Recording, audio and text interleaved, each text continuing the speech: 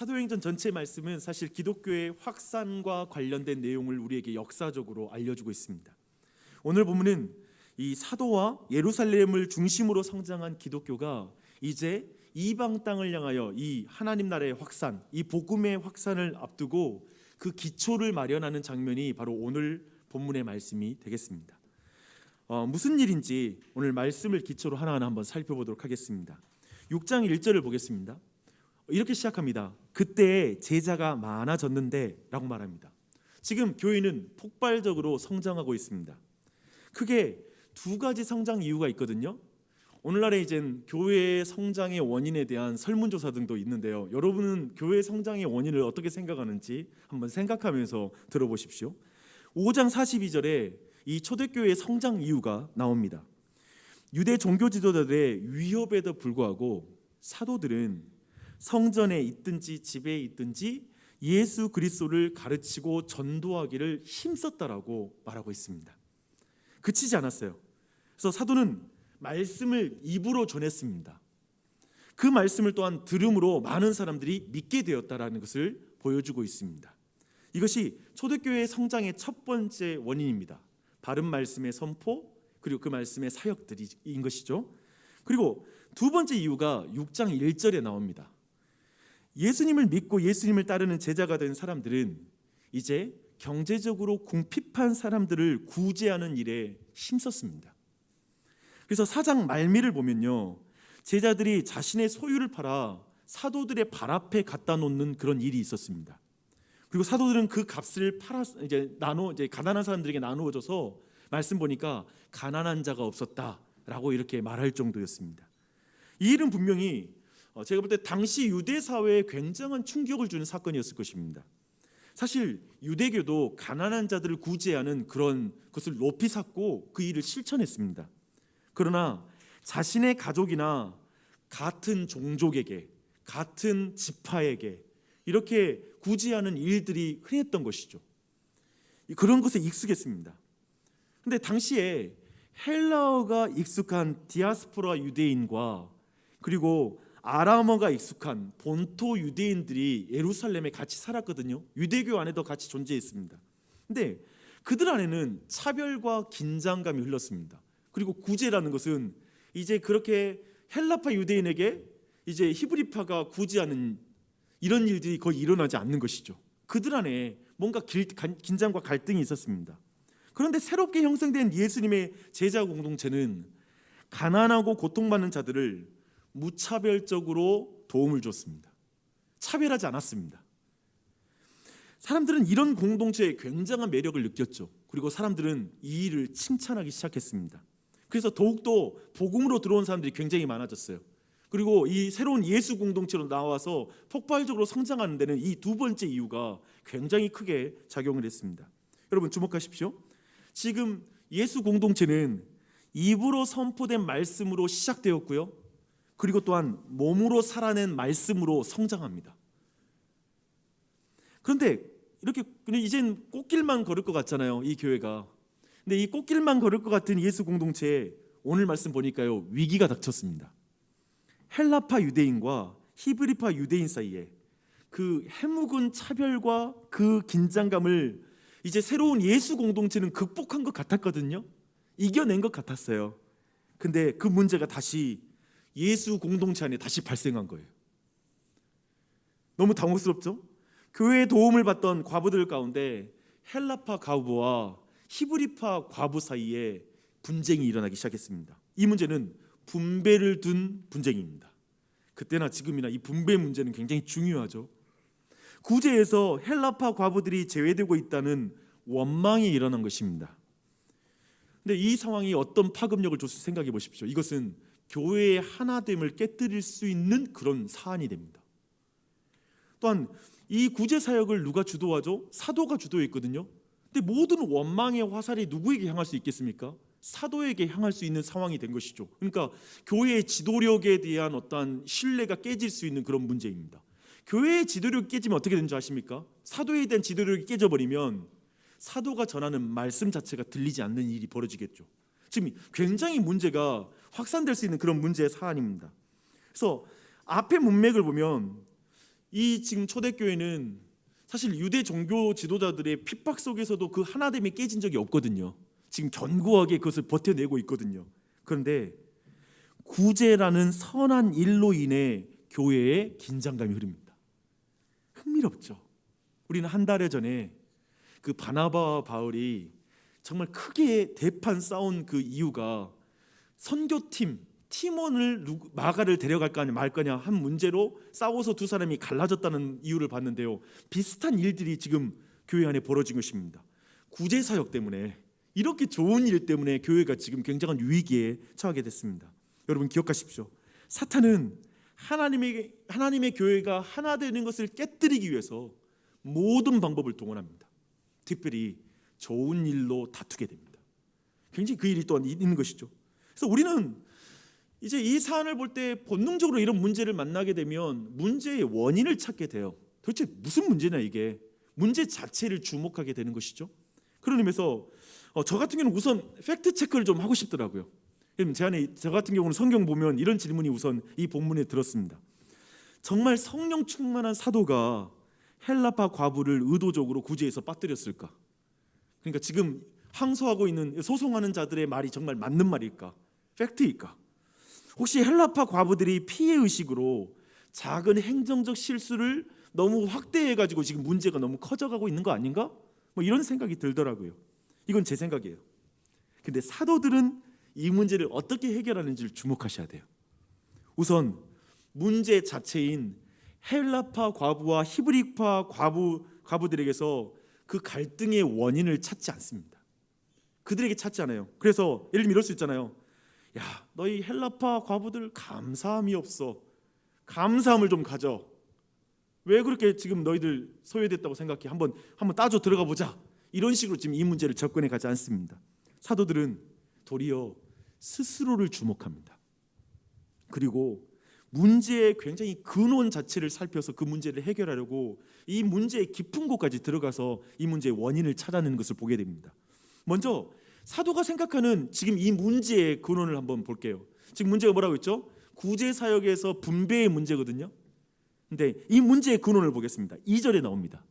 12사도가 모든 제자를 불러 이르되, 이제 문제의 원인이 나옵니다. 우리가 하나님의 말씀을 제쳐놓고 접대를 일삼는 것이 마땅하지 아니하니, 이렇게 말합니다. 사도들이 생각한 문제의 근원은 말씀의 약화라고 판단합니다. 말씀이 약화되어서 이렇게 됐는데, 그렇다면 왜 말씀이 약화되었는지 거기도 이제 추적해 들어갑니다. 그 원인은 뭐냐면, 말씀 약화의 원인은 뭐냐면 구제 사역 때문에 약화됐다는 것입니다. 말씀을 가르치는 사역과 말씀을 살아내는 이 구제 사역, 이 모두는 교회가 행해야 될 일 아니겠습니까? 둘 다 중요해요. 지금 이 두 가지 일을 사도가 행한 것은 전혀 잘못된 게 하나도 없어요. 이 두 가지 일은 반드시 사도가 행할 일입니다. 근데 하지만 지금 교회가 크게 성장하면서 사도들이 이 모든 일을 주관하여 감당할 수 없게 되었다는 것이죠. 지금 이 문제가 교회 안에 지금 발생한 것입니다. 제가 이 말씀 보는데 출애굽기 18장이 생각이 나더라고요. 특별히 출애굽기 18장에 보면 모세의 장인인 이드로가 출애굽한 이스라엘 백성에게 가서 정말 안타까운 한 장면을 목격하게 됩니다. 그게 뭐냐면 모세가 이른 아침부터 저녁까지 많은 사람들이 이렇게 소송하고 재판하는 일로 거기에 매여 있는 거예요. 그 모습을 보면서 이드로가 이렇게 말합니다. 내가 하는 것이 옳지 못하도다. 너와 함께한 이 백성이 필경 기력이 쇠하리니 이 일이 내게 너무 중함이라.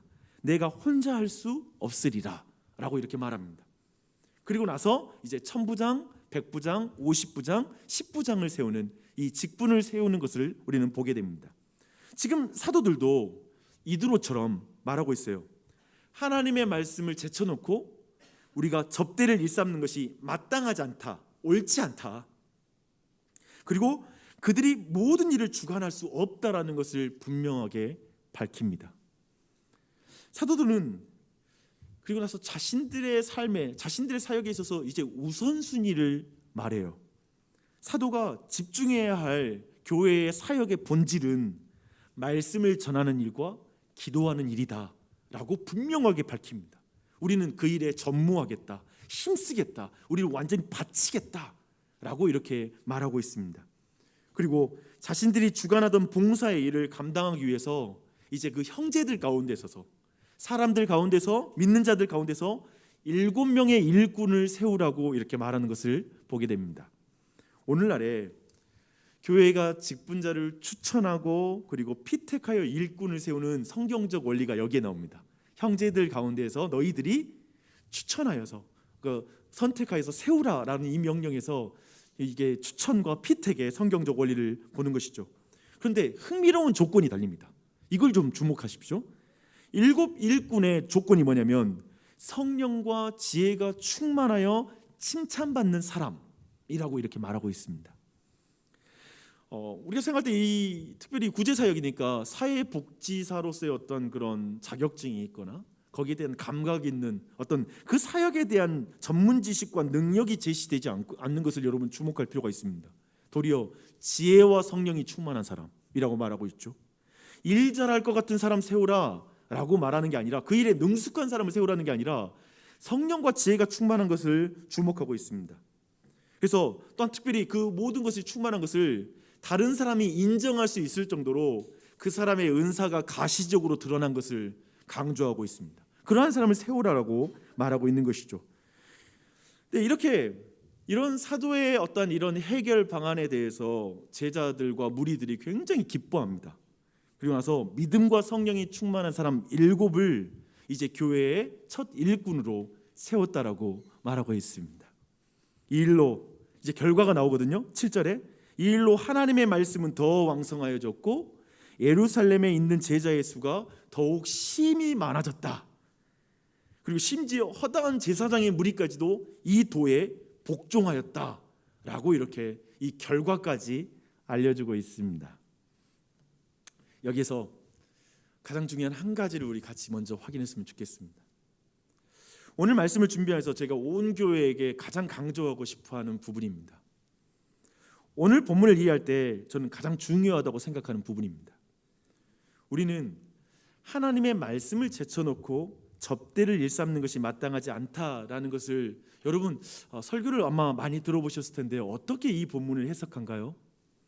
아마 어떤 경우에는 말씀 사역이 교회에서 가장 중요하고 주요한 사역이요, 구제와 같은 사역은 보조 사역이다. 어쩌면 이렇게 약간의 이 사역들 가운데 등급을 매겨서 그 중요도를 강조하고 하는 그런 설교를 들어보신 적도 있을 것입니다. 말씀을 가르치는 것과 말씀을 사는 것을 대조하여 설명하는 것입니다. 그리고 비교하는 것이죠. 그래서 어떤 의미에서 이렇게 본다면 집사의 직분, 어떤 직분은 말씀 전하는 목사보다 덜 중요하다라는 것으로 이 본문을 설명할 수도 있을 것이고요. 그럼 말하는 것이죠.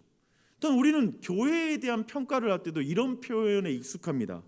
이 교회는 말씀이 강한 교회, 이 교회는 관계가 강한 교회, 이 교회는 구제 사역을 잘하는 교회, 봉사가 강한 교회, 이런 식의 우리는 표현에 익숙할 것입니다. 근데 제가 오늘 말씀을 근거로 여러분이 질문하겠습니다. 선포되는 말씀이 약한데 진짜 구제가 강할 수 있을까요? 이웃 사랑이 약한데 하나님 사랑이 강한 교회가 될 수 있을까요? 서로 봉사할 줄 모르는데 말씀이 강한 교회가 있나요? 우리는 오늘 말씀을 통해서 이런 이해, 뭐냐면 말씀과 어떻게 말씀을 가르치는 사역과 그리고 말씀을 삶으로 살아내는 사역들이 분리될 수 없다는 사실을 이해해야 됩니다. 이것이 굉장히 중요한 부분입니다. 사도는 말씀을 가르치는 사역과 말씀을 살아내는 이 사역은 자전거의 앞바퀴와 뒷바퀴와 같은 그 관계라는 것을 우리에게 알려주고 있습니다. 둘 다 저는 말씀 사역이라고 부르고 싶습니다. 둘 모두 말씀 사역입니다. 둘 다 예수님의 말씀을 전하는 사역입니다. 하나는 입으로 말씀을 전하고요, 하나는 몸으로 말씀을 전하는 것입니다. 사도들은 하나님의 말씀을 가르치는 것과 접대는 교회에 반드시 있어야 된다, 구제는 교회에 반드시 있어야 된다는 걸 강조하는 거예요. 어느 하나가 없어서는 안 됩니다. 어느 하나가 없다는 그건 절름발이의 교회죠. 온전한 교회가 될 수가 없습니다. 다 중요해요. 말씀 선포 사역과 구제 사역 모두가 예수님의 말씀을 따르는 사역입니다. 예수님을 뒤따르는 사역입니다. 그렇죠? 그런데 그 일을 사도가 다 주관해서 할 수가 없다는 것입니다. 그게 오늘 본문의 강조점이죠. 그 모든 일을 다 할 수가 없는 거예요. 더군다나 교회가 굉장히 이제 성장했어요. 너무나 큰 규모가 된 거예요. 예루살렘 교회가. 이 상황에서 이 일을 사도들이 다 주관해서 진행할 수 없는 상황인 것입니다. 여기에서 직분자가 세워집니다. 봉사자가 여기에서 세워지는 것을 우리는 주목해야 됩니다. 교회의 모든 사역이 또한 더해서 말씀 사역이라는 게 어떻게 증명이 되죠? 7절에서 증명이 됩니다. 이렇게 직분자를 세우고 나서 결과가 뭐죠? 이 모든 결과로 하나님의 말씀이 점점 왕성해졌다고 표현하고 있습니다. 흥미롭죠? 사역이 왕성해졌다는 표현을 쓰는 게 아니라, 구제 사역이 왕성해졌다가 아니라 궁극적으로 예수 그리스도의 말씀이 교회 안에 영광이 드러났다. 그리스도의 말씀의 통치가 일어나고 그 말씀이 더욱더 세력을 얻게 되었다. 그리스도의 말씀에 집중하는 것이죠. 그래서 제가 말씀드립니다. 구제 사역도 말씀 사역이라는 거예요. 아멘이십니까? 저는 그렇게 믿어요. 이 안목을 가져야 된다는 것입니다. 하지만 여기서 제가 어떤 면에서 그러면 말씀을 가르치는 사역과 구제 사역의 관계를 조금만 더 들어가서 이 둘의 관계를 한번 여러분 어느 정도 둘의 관계를 좀 이해할 필요는 있는 것 같아요. 여러분 혹시 WWJD라는 무브먼트를 아십니까? 뭐냐면 우리 한번 들어봤을 거예요.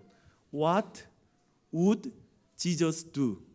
이게 뭐냐면 예수님이라면 어떻게 하셨을까라고 해서 팔찌에다가 WWJD 해가지고 팔찌를 볼 때마다 예수님이 어떻게 행하셨을까를 생각하면서 삶을 이렇게 변화시키자라는 그런 운동이 있었습니다. 여러분 아마 기억하실 거예요. 근데 오늘 말씀을 보면 구제사역이라고 말할 수 있죠. 오늘 말씀 또 다른 말씀 보면 복음에 합당한 삶, 그것이 바로 WWJD라고 말할 수 있어요. 말씀을 몸으로 사는 삶, 몸으로 말씀을 선포하는 삶, 이게 WWJD예요. 근데 우리가 복음을 따르는 삶은 반드시 WDJD로 가능합니다. What did Jesus do? 예수님께서 무엇을 행하셨는가? 예수님이 무엇을 행하셨는지 그것을 통해서 우리는 구원을 받죠. 예수님이 행하신 일로 말미암아 우리는 의로워지죠. 예수님이 행하신 일을 들음으로 말미암아 믿음이 생기죠. 그렇죠? 이 관계를 주목하셔야 돼요. 그리고 사도들이 행하는 일이 이거예요. 예수 그리스도가 우리를 위해서 어떤 일을 행하셨는가? 결국 말씀 사역자들이 하는 것은 뭐냐면 예수님이 어떤 일을 행하셨는지 선포하는 것이죠. 그렇죠? 그래서 그러고 말미암아 우리는 예수님이 어떻게 행하셨는지를 알 때 우리가 어떻게 행할지를 알게 된다는 거예요. 왜냐하면 우리는 제자니까. 예수님을 뒤따라가는 자이기 때문에 우리는 예수님이 먼저 어떤 일을 행하셨는지를 아는 게 중요하죠. 그런 의미에서 여기에서 오늘날의 말씀을 선포하는 목사의 중요성, 역할이 나오는 것이죠. 그런 의미에서 WDJD를 말하는 그 위치에 있기 때문에 그런 어쩌면 어떤 의미에서 선행한다라고 말할 수 있을 것이고요. 이 부분이 또한 중요한 부분이 있다는 걸 알 수 있을 것입니다. 하지만 교회 안에 예수님을 따르는 제자가 없다면, 교회 안에 말씀에 순종하는 봉사자가 없다면 결국 WWJD도 약화된다는 거예요. 이해되시죠? 오늘 말씀이 그거잖아요. 그러니까 WD 아까 말한 것처럼 예수님의 제자로서 구제하고 사역하는 사역자들이 교회 안에 없으면 제자들이 그 일을 감당해야 되잖아요. 사도들이. 결국 모든 약화로 이어지는 것이죠. WDJD가 흐려지면 WWJD도 흐려지는 거예요. 둘은 같이 묶여 있으니까 서로 관계하고 있다라는 이 부분을 주목해야 됩니다. 이 관계를 우리는 지난번에 예배소서 4장을 통해서 확인했었죠. 거기는 이렇게 말합니다. 그가 어떤 사람은 사도로, 어떤 사람은 선지자로, 어떤 사람은 복음 전하는 자로, 어떤 사람은 목사와 교사로 삼으셨으니 이는 성도를 온전하게 하여 봉사의 일을 하게 하며 그리스도의 몸을 세우려 하심이라. 그러니까 성도를 온전하게 하는 것은 예수님이 어떤 일을 행하셨는지를 말하는 그 선포와 말씀을 통해, 그리고 그렇게 예수님이 행하신 일로 말미암아 예수님의 제자가 되고 하나님의 백성이 된 사람은 이제 서로 봉사함으로 말미암아 그리스도의 몸을 자라가게 하는 사역으로 나아가는 것, 이 두 가지가 같이 이렇게 연결되는 것이죠. 어느 하나를 약화시키면 안 돼요. 둘 모두 중요해요. 함께 가는 거예요. 이것을 우리가 분명히 이해할 필요가 있어요. 여러분, 본문의 교훈을 주목하십시오. 그래서 제가 보는 건 사도에게는 7 일꾼이 너무 중요해요. 너무 소중해요. 야, 너희들은 나보다 더 중요하지 않아? 이렇게 말하지 않아요. 그들의 사역이, 사도들의 사역이 바로 그들의 사역으로 말미암아 더 온전해지고 가능하다는 걸 알아요. 그러니 넓은 힘에서 사도와 동역하여 말씀 선포 사역에 관여하는 것입니다. 교회의 모든 봉사는 말씀 선포 사역에 관여하는 거예요. 여러분이 그 자리에 서지, 만약에 그런 봉사의 자리에 서지 않으면 말씀 선포자가 그 자리에 들어가야 돼요. 어느 정도 해야 돼요. 그러면서 그 과정 가운데 뭔가가 로드가 걸리겠죠. 7 일꾼도 마찬가지입니다. 그들은 열정적인 행동가가 아닙니다. 그저 행동주의자가 아니에요. 일만 열심히 하는 사람이 아니에요. 그들은 무엇보다도 말씀 선포에서 은혜를 받는 자들이에요. 그래서 말씀 선포를 너무나 소중히 여기는 거야. 말씀 듣는 걸 너무 소중히 여기는 사람인 거예요. 그래서 교회의 모든 직분자와 봉사자들은 서로가 없으면 안 되는 소중한 존재예요. 그냥 나 혼자 잘 서는 문제가 아니라 내가 서면 저 사람이 세워지고 내가 무너지면 저 사람이 힘들어진다, 이런 의식이 있는 거예요. 이게 직분론의 중요한 개념인 거예요. 이 안목을 여러분이 주목하셨으면 좋겠습니다. 이게 공동체구나, 이게 직분이구나라는 사실을 이해했으면 좋겠습니다. 그래서 교회 안에는 더 중요하고 덜 중요한 직분은 없어요. 모두 예수님의 말씀의 사역이기 때문에 그렇습니다. 그리고 더 높고 더 낮은 직분이란 없습니다. 너무나 중요합니다. 모두가 중요해요. 모두 예수님의 말씀에 봉사하는 직분자인 줄 믿습니다. 이걸 놓치지 마십시오. 오늘 본문의 분위기와 반대로 지금 우리가 살고 있는 시대는 교회의 성장이 멈추고 어쩌면 교회가 쇠퇴하는 시대라고 불립니다. 여기저기에서 교회가 성장이 멈춘 이유들, 그리고 쇠퇴하는 그 원인을 진단하는 것 같습니다. 저마다의 관점에 따라 원인을 말하고 처방을 내놓는 것 같아요. 그래서 어떤 사람은 교회 안에서 바른 말씀이 선포되지 않음으로 않는 것이 원인이다. 그래서 양질의 목회자가 키워져야 되고, 교회 안에서 바른 말씀이 선포되고, 그래서 정말 바른 교리를 가르치고, 그것이 철저하게 그런 기본적으로 은혜를 먼저 가져야지 일하지 않겠느냐, 먼저 말씀의 은혜가 있는 교회가 돼야 된다라는 걸 강조합니다. 또한 어떤 사람은 우리가 몰라서 문제냐, 이미 우리 너무나 한국교회 교육 많이 받았다, 우리는 이제 복음에 합당하게 순종한 일이 남아있다, 복음에 합당한 삶을 결단해야 된다, 제자도를 다시 가르쳐야 되고, 정말 제자로서 그리스도의 주권을 인정하고 이제 좀 사는 것에 집중하자, 어떻게 살아갈지를 강조하자 라는 것을 강조하면서 이 교회의 문제를 풀려고 합니다. 이런 마음에서는 교회에 대한 기대와 그리고 바라는 그런 사역들이 있을 것입니다. 여러분, 오늘도 이 카드를 드렸지만 여러분이 보는 모든 기준 안에서 교회 안에 이것이 개발됐으면 좋겠고 이것이 좋아졌으면 좋은 이런 부분들이 다 있습니다. 우리 교회는 가르침은 많은데 행함이 부족하니까 봉사 프로그램이 많았으면 좋겠어요. 우리 교회는 이벤트와 활동은 많은데 말씀의 공급이 너무 없어서 사람들이 지쳐가는 분위기예요. 제발 좀 우리가 말씀 은혜가 있는 그 은혜로운 자리를 많이 마련해 주세요. 이런 식으로 우리는 우리의 생각 가운데, 기준 가운데 많은 걸 건의하게 될 것입니다. 생각하게 됩니다. 근데 저는 이런 모든 판단과 바람이 성경이 말하는 강조점에서 벗어나 있지 않다고 생각합니다. 생각해보면 우리가 교회에서 원하는 것은 교회에서 반드시 행해야 될 일들일 것입니다. 필요한 일들이더라고요. 그걸 부정적으로 생각하면 안 되겠더라고요. 잘 들어야 돼요. 참으로 오늘날 어쩌면 우리 모두가 기대하는 교회다운 교회, 정말 이 교회가 쇠퇴하는 시대 속에서 진짜 교회가 해야 될 일이 너무 많은 거예요. 정말 우리가 감당해야 될 게 너무 많더라고요. 정말 잘해야 되겠더라고요. 최근에도 좀 오미크론 이건 전파 상황에서 또 교회가 어떤 실수하고 거짓말하는 이런 문제 나왔을 때 얼마나 우리의 마음이 속상해요. 정말 잘해야 되겠다, 정말 우리가 교회가 바로 서야 돼, 이런 말은 아마도 교회를 다니는 사람, 그리고 교회를 사랑하는 사람들은 정말 안타까운 마음으로 모든 뉴스를 경험했을 것이고, 진짜 우리 교회도 정말 주님이 기뻐하시는 교회가 됐으면 좋겠다라는 그런 기대감을 갖게 될 것입니다. 근데 이런 교회가 어떻게 이루어질까요? 이게 질문입니다. 그리고 오늘 본문의 질문은 거기에 가 있습니다. 수많은 사람이 기대하고 있습니다. 우리 교회가 이런 일이 있었으면 좋겠어. 이런 사역을 했으면 좋겠어. 성경의 이런 부분을 우리 교회도 잘 실천했으면 좋겠어. 다 맞아요. 다 옳아요. 근데 오늘 말씀처럼 그 옳고 좋은데 구제의 분배 문제로 지금 교회가 다툰 걸 주목하시라고요. 근데 제가 볼 때 이 구제의 분배 문제의 해결책은 구제 분배해서 계산해가지고 얼마씩 나누자라는 것으로 사도가 해결하는 게 아니라 봉사의 분배로 문제를 해결하는 거예요. 교회 안에 사역의 분배로 이 문제를 해결해 나가는 거예요. 이것이 지금 성경이 취하고 있는 방식입니다. 즉 여러분, 수많은 교회에 대한 기대와 바람은 우리 각자가 하나님이 주신 자신의 은사를 가지고 희생하고 섬기고 봉사함으로 해결되는 문제지, 이것은 누군가에게 이것 좀 해주세요, 이것 좀 해주세요라고 건의만 하는 것으로 해결은 안 된다는 것입니다. 모든 몸이 함께 자신의 은사를 통해 감당해야 합니다. 오늘 세워지는 목양 섬김이가 그렇게 그 사역, 자신들에게 맡겨진 사역을 잘 감당할 수 있도록 우리는 같이 기도해야 될 것입니다. 얼마나 기쁜 일인지 몰라요. 잘 세워졌으면 좋겠어요. 동일하게 여러분도 교회의 여러 필요 앞에 여러분도 봉사자가 되어 주십시오.